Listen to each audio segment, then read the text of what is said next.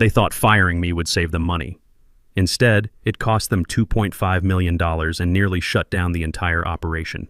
I'm Harold Stevens, but everyone calls me Hank. I'm 54 years old, and I just watched 29 years of loyalty get thrown in the trash by a 26-year-old MBA who thought he could run a manufacturing plant like a spreadsheet. Let me tell you how one phone call to OSHA brought a multi-million-dollar factory to its knees. At 5:30 a.m., the Midwest Automotive Parts plant was already humming. The smell of metal shavings and hydraulic fluid filled the air. That's the smell of honest work. I sat in my Ford F-150 in the parking lot, drinking coffee from my thermos and watching the second shift guys heading home. Their faces were tired but satisfied. Good, honest work does that to a man. As plant operations manager, I didn't just work here. I lived and breathed this place. I knew which machines ran hot on humid days, which workers needed extra training on the new equipment, and exactly how many parts we could push through without compromising safety or quality. Most importantly, after 29 years climbing through every position from floor sweeper to management, I held every OSHA certification needed to keep this place running legally. This wasn't just any factory. We manufactured precision transmission housings for 3 major automakers. One defective part could cause a recall affecting thousands of vehicles. One safety violation could shut us down permanently. The responsibility was immense, and I'd earned every bit of respect that came with it. The morning was going smooth until I saw the silver BMW pull into the executive parking spot. Brandon Walsh had arrived. Brandon was CEO William Walsh's son, fresh out of business school with an MBA from some expensive East Coast university and a head full of efficiency theories that looked great on PowerPoint, but had never been tested in the real world. 2 months ago, his father put him in charge as production director to modernize operations and cut costs. The old man meant well. He wanted to prepare his son to eventually take over the company. But William Walsh had worked his way up from the factory floor himself, back in the 70s. He understood that manufacturing wasn't just about numbers on a balance sheet. His son? Not so much. I walked into the main floor, my steel-toed boots clanging on the metal grating. The production line was running at 85% capacity, right where it should be for optimal safety and quality. Our team was producing 180 automotive transmission housings per day, well within our targets and OSHA guidelines. The floor was organized chaos, controlled, purposeful, efficient. Machine operators at their stations, quality control inspectors checking every 10th unit, maintenance crews performing scheduled preventive work. Everyone wore proper safety equipment, everyone followed protocols, and everyone went home with all their fingers intact. That's how we'd operated for 3 decades. "Morning, Hank," called out Danny Rodriguez, our best machine operator. At 24, Danny had the skills of guys twice his age. I'd trained him myself over the past 3 years, taught him not just how to run the equipment, but how to listen to it, how to spot potential problems before they became disasters. "Everything's running smooth," Danny continued, adjusting his safety glasses. "Hydraulics on line 3 are perfect after yesterday's maintenance. Temperature readings are all in the green zone." "Good work, Danny," I said, checking the morning safety log. Every machine operator had to complete a safety checklist before starting production, checking fluid levels, testing emergency stops, verifying guard positions. It was thorough, it was time-consuming, and it had prevented countless accidents over the years. "Remember," I told Danny, "if anything feels off, vibrations, sounds, temperatures, shut it down immediately. No part is worth an accident, and no deadline is worth someone getting hurt." That's when Brandon walked over. He was wearing a pristine button-down shirt, dress slacks, and leather dress shoes, completely inappropriate for a factory floor. No safety glasses, no steel-toed boots, no hard hat, just corporate polish in a blue-collar world. The workers noticed. You could see them exchanging glances, shaking their heads slightly. In a manufacturing environment, how you dress tells everyone whether you belong there or not. Brandon's outfit screamed that he'd never actually worked with his hands, never operated machinery, never understood the daily risks these men and women faced. "Hank, we need to talk," Brandon announced, not even acknowledging Danny or the other workers nearby. His voice carried that particular tone that MBA graduates use when they're about to explain why decades of experience don't matter. "I've been reviewing our efficiency metrics over the weekend," he continued, pulling out his tablet. "We're running way below capacity. According to my analysis, this line should be pushing 250 units per day, not 180. We're leaving 70 units of daily production on the table. I crossed my arms, feeling the familiar weight of responsibility settling on my shoulders. This wasn't the first time we'd had this conversation, and I could see it wasn't going to be the last. Brandon, we run at 180 because that's the safe operational limit established through 29 years of experience and OSHA compliance. Push these machines harder than 85% capacity, and we risk equipment failure, quality defects, or worker injury. Federal safety regulations are very clear on maximum operational parameters. Brandon scoffed. That dismissive sound young people make when they think experience is just another word for being stuck in the past. OSHA regulations are guidelines, Hank. They're minimums, not maximums. I've run the numbers through our new efficiency software. If we increase line speed by 30% and cut the maintenance downtime from 4 hours to 2 hours per week, we can boost profits by $400,000 annually. And when someone gets hurt? I asked, keeping my voice level even though I could feel my blood pressure rising. When we have a catastrophic machine failure that shuts us down for 2 weeks? When we fail a quality audit because we're rushing parts through without proper inspection? When one of our defective housings causes a transmission failure and we're looking at a 1 million vehicle recall? Brandon waved his hand dismissively, like he was swatting away an annoying fly. That's old school thinking, Hank. Worst case scenario analysis instead of profit optimization.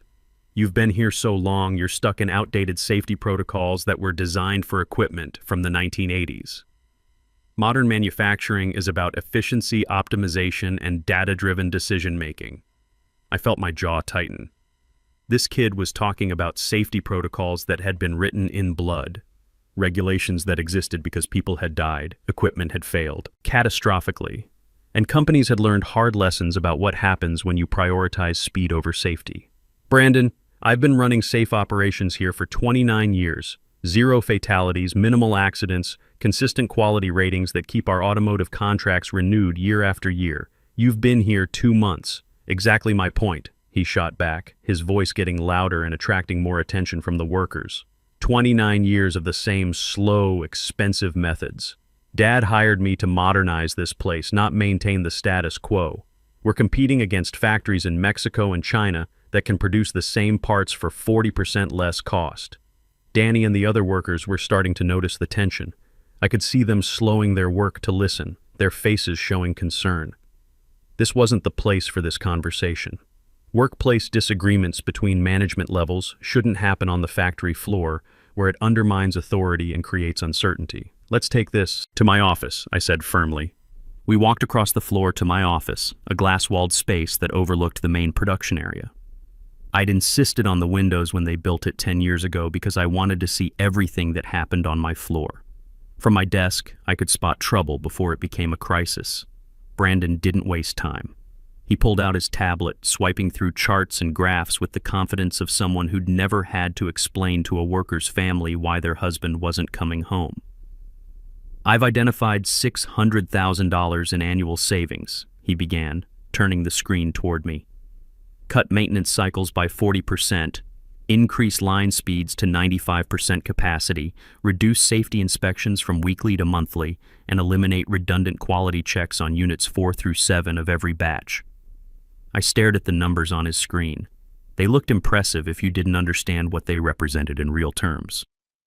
Those aren't redundant checks, I said firmly.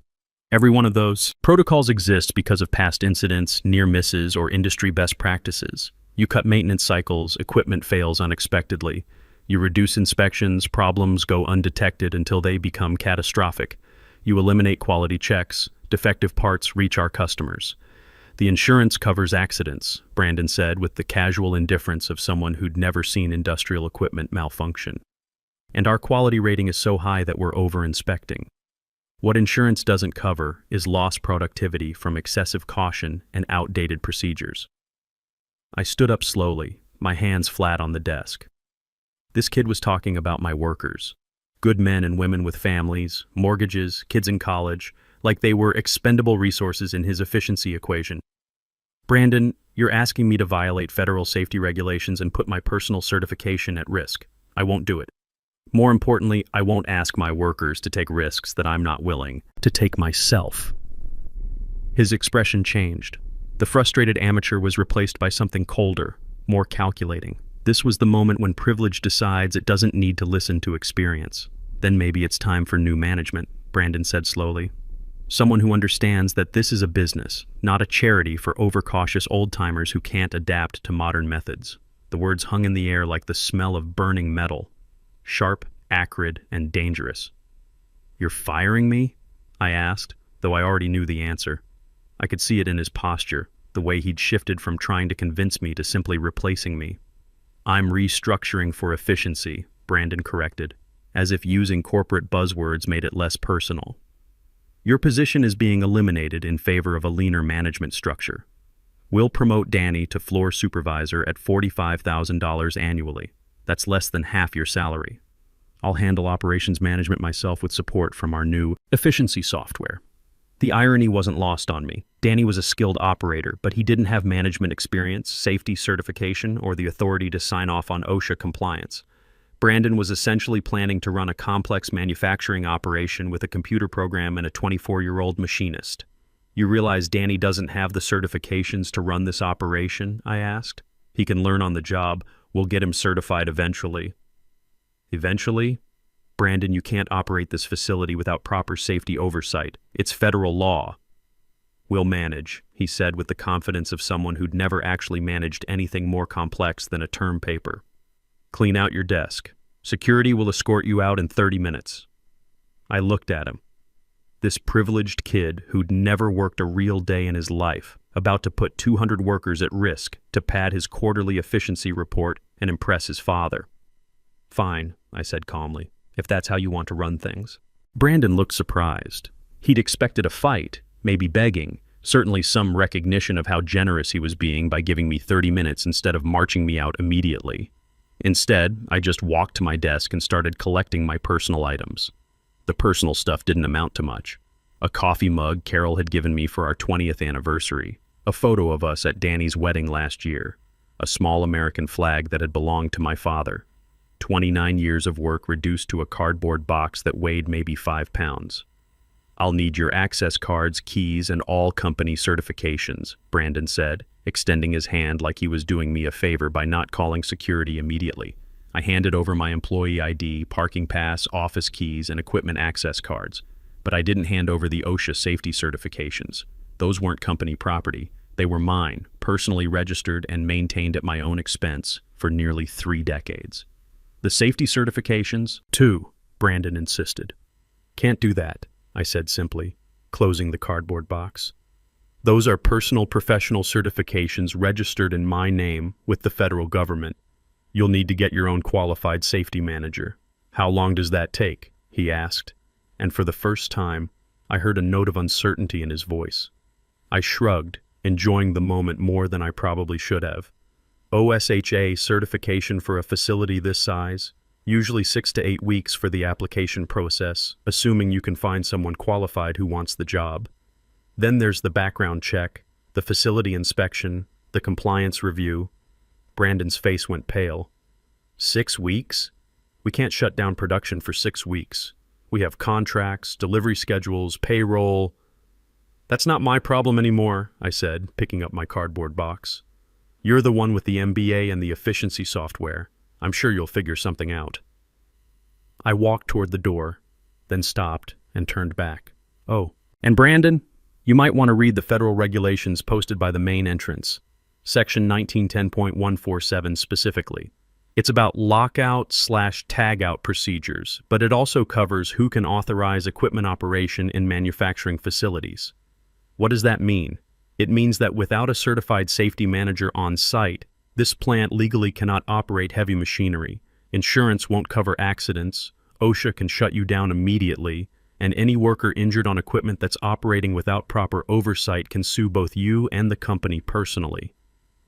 For the first time since I'd known him, Brandon Walsh looked genuinely scared. I drove home in silence, my hands gripping the steering wheel tighter than necessary. The shame of being fired after 29 years was eating at me, even though I knew I was right. When you've built your identity around being the guy who keeps things running, being told you're no longer needed hits like a physical blow. I pulled into my driveway at 1:15 p.m., Wrong time, wrong angle of the sun, wrong feeling entirely. I was supposed to be supervising the afternoon shift change, making sure the quality control reports were filed, checking that the weekend maintenance schedule was properly coordinated. Carol was waiting on the front porch before I even turned off the engine. After 22 years of marriage, she could read my moods from the way I drove up the street. "They fired you," she said softly as I climbed out of the truck. "Brandon Walsh," I said, pulling my cardboard box from the passenger seat. "Decided I was too expensive and too set in my ways. Wants to increase production by cutting safety protocols and maintenance schedules." Carol's face hardened. She'd taught high school English for 25 years before retiring, and she'd seen plenty of Brandons. Entitled kids convinced their book learning trumped everyone else's experience. "What's he going to do about the safety certifications?" she asked, taking the box from my hands. That's when it hit me. The realization came like cold water in the face. "He can't operate without them," I said slowly. "The OSHA certifications, the equipment maintenance authorizations, the quality assurance protocols, they're all registered under my name and credentials." Carol raised an eyebrow. "So if you're not there to sign off on daily operations..." "The plant shuts down," I finished. "Legally, they can't run production without proper safety oversight." We went inside and I pulled out my filing cabinet. 4 drawers of documentation accumulated over nearly 3 decades. There it was, the foundation of everything Brandon thought he could just replace with software and enthusiasm. OSHA Safety Manager certification, renewed annually at my expense. Equipment inspection authorization, required for all heavy machinery operation. Quality assurance, supervisor license, mandatory for automotive parts manufacturing. Emergency response coordinator certification, federally required. For facilities with more than 50 employees. All in my name, all requiring my personal signature for legal operation. "Carol," I said, looking up from the paperwork, "I think Brandon just made the biggest mistake of his corporate career." The next morning, my phone started ringing at 6:15 a.m. sharp. I was already awake. 29 years of getting up before dawn doesn't disappear overnight. But I let it ring. It was Danny. "Hank, where are you?" His voice was stressed, confused. "The morning safety checklist hasn't been signed off. The line supervisors are asking what to do. Brandon isn't here yet, and nobody else has authorization to approve startup procedures." I felt a grim satisfaction settling in my chest like a warm cup of coffee. "Danny, I don't work there anymore, remember? Brandon eliminated my position yesterday, but he doesn't have safety certification. The OSHA poster by the time clock says all morning inspections must be signed by a certified manager before production can begin." "That's correct federal regulation," I confirmed. "Tell the crew to follow proper protocols. No certified safety manager on duty, no production startup." "What am I supposed to tell everyone? We've got 200 people clocked in with nothing to do. Tell them to wait for Brandon. He's the one with all the answers now." An hour later, Brandon called. His voice had lost all its MBA confidence. "Hank, get down here right now. The production line is shut down. The workers say they need safety sign-off before starting equipment, and I don't have the right certifications." "That's federal law, Brandon," I explained patiently, like I was talking to a child who just discovered that actions have consequences. "OSHA requires certified safety oversight for all manufacturing operations. Since you eliminated my position, you need to find a replacement with proper credentials. Just come in and sign the paperwork today. I'll pay you consulting fees." "Can't do that. I'm no longer an employee, so I can't legally take responsibility for safety compliance, insurance and liability issues. If something goes wrong and I'm not officially on staff, both of us could face criminal charges." There was a long silence on the line. I could almost hear him frantically thinking through his options, none of which were good. "How long does it take to get someone certified?" Brandon asked, his voice much smaller than it had been yesterday. "Like I told you yesterday, 6 to 8 weeks minimum for the application process. Assuming you start today and can find someone qualified who actually wants the job, which might be difficult, given what happened to the last safety manager. We can't shut down for 6 weeks. Do you have any idea what that costs? Daily operating expenses, contract penalties, customer confidence." "Then you shouldn't have fired your safety manager," I said simply, and hung up. By noon, word was spreading through the local manufacturing community. Plant workers talk to workers at other facilities. Vendors share information. Safety inspectors know each other. The story of Brandon Walsh firing a 29-year veteran and then discovering he couldn't legally operate without him was becoming legend. The real blow came at 2:30 p.m. when George Sullivan called me. George was our former safety compliance manager who'd moved to OSHA's regional office 3 years ago. We'd worked together for over a decade, and he understood manufacturing safety better than anyone I knew. "Hank, I just got off the phone with our complaint hotline. Someone filed a report about your plant operating without proper safety oversight. They're sending a full inspection team tomorrow morning. I hadn't filed that complaint, but I suspected one of the workers had. These guys understood safety. They'd seen what happened when corners got cut at other facilities. A crushed hand here, a back injury there, and eventually someone doesn't go home to their family. What's the penalty for operating without proper certification?" I asked, though I already knew the general range. "For a facility that size with automotive contracts, $50,000 per day, base fine plus immediate shutdown until compliance is restored.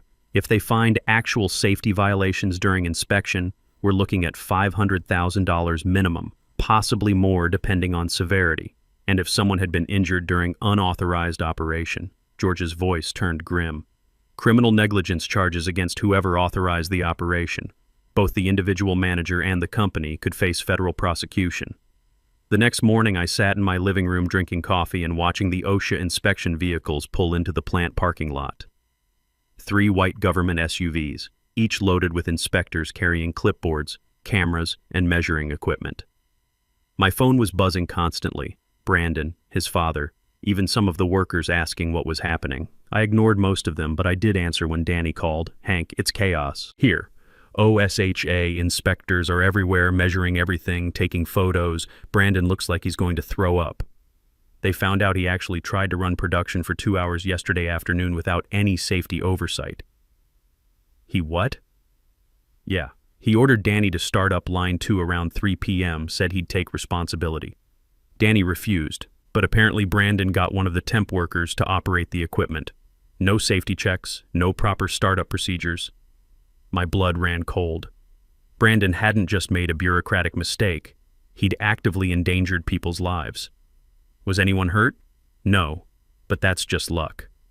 The hydraulic pressure sensor on line 2 had been showing irregular readings all week. If that system had failed with someone operating the equipment improperly, I didn't need Danny to finish that sentence. Hydraulic failures can be catastrophic. Thousands of pounds of pressure suddenly released can kill someone instantly. By 4 p.m., the news broke. OSHA had found multiple severe violations: operating heavy machinery without certified oversight, inadequate safety procedures during equipment startup, failure to maintain required inspection logs, and most seriously, evidence that management had deliberately circumvented safety protocols to maintain production. The fine was $625,000. The plant was ordered to cease all operations until proper safety management was in place and all equipment was recertified. But the financial penalty was just the beginning.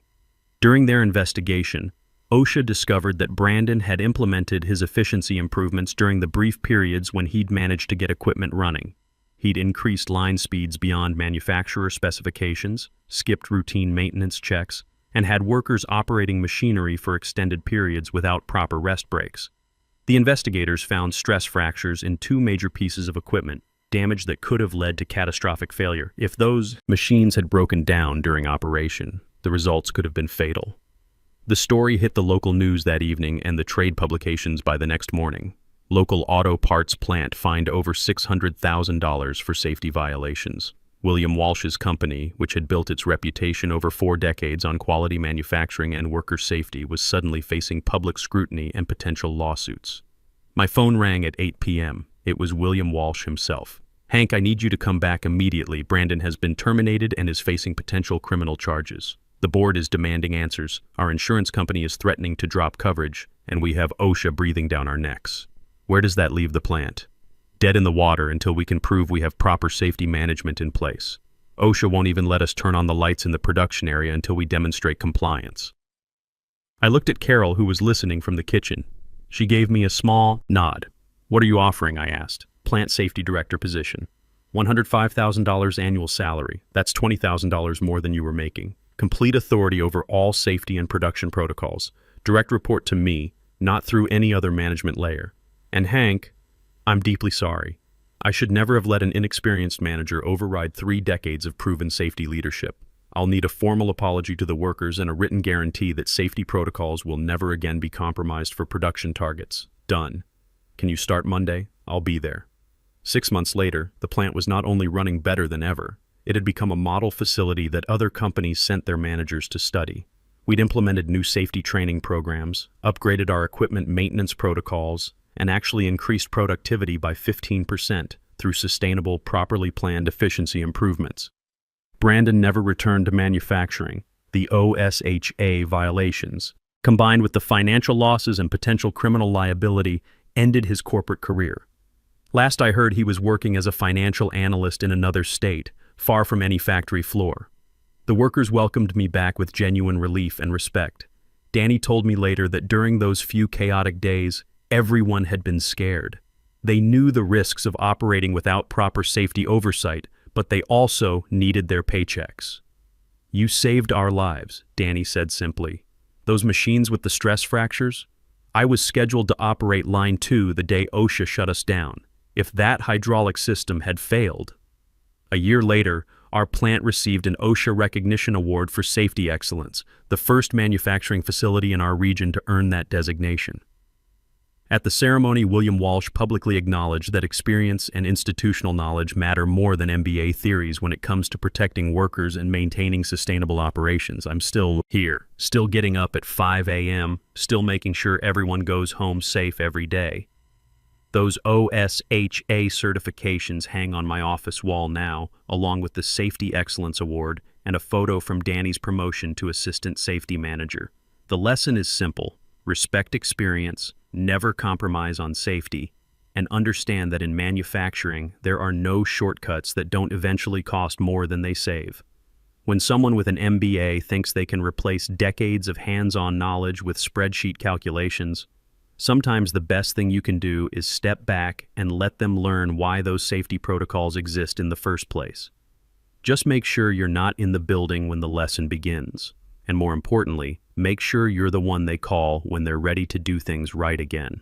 Your signature on a document isn't just paperwork. It's your professional reputation and legal liability. So never let someone else control what you're responsible for without having the authority to manage the risk. In any industry where safety matters, the person with the most experience isn't expensive. They're the cheapest insurance policy you'll ever have, because the cost of replacing decades of knowledge is always higher than the cost of respecting it.